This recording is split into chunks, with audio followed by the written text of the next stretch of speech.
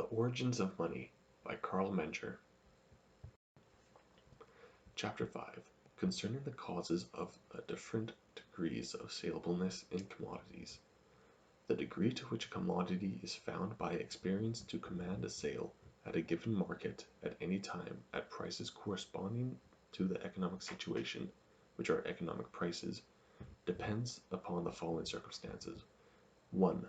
Upon the number of persons who are still in want of commodity in question, and upon the extent of intensity of that want which is unsupplied, or is constantly reoccurring. 2. Upon the purchasing power of those persons. 3. Upon the available quantity of the commodity in relation to the yet unsupplied total want of it. 4. Upon the divisibility of the commodity and any other ways in which it may be adjusted to the needs of individual consumers.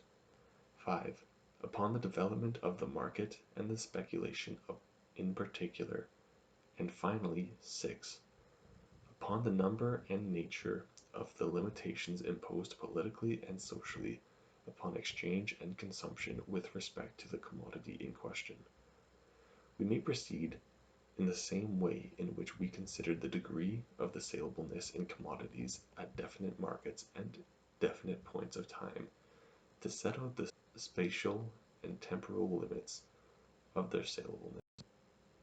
In these respects also we observe in our markets some commodities the saleableness of which is almost unlimited by place or time, and others the sale of which is more or less limited. The spatial limits of the saleableness of commodities are mainly conditioned, 1. By the degree to which the want of the commodities is disturbed in space, 2.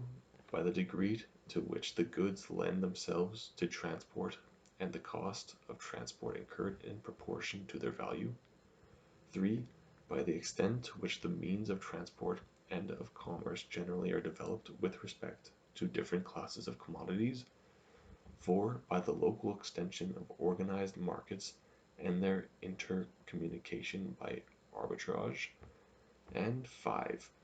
By the differences in restrictions imposed upon commercial intercommunication with respect to different goods, to interlocal and in particular in international trade.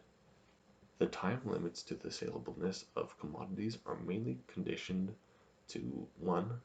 By permanence in their need of them, their independence of fluctuation in the same. 2. Their durability, which is their suitableness for preservation. 3. The cost of preserving and storing them. 4. The rate of interest. 5. The periodicity of a market for the same. 6. The development of speculation and in particular of time bargains in connection with the same. And 7. The restrictions imposed politically and socially on their being transferred from one period of time to another. All these circumstances, on which depend the different degrees of and the different local and temporal limits to the saleableness of commodities, explain why it is that certain commodities can be disposed of with ease and certainty in definite markets, which are within local and temporal limits at any time and practically any quantities, at prices corresponding to the general economic situation,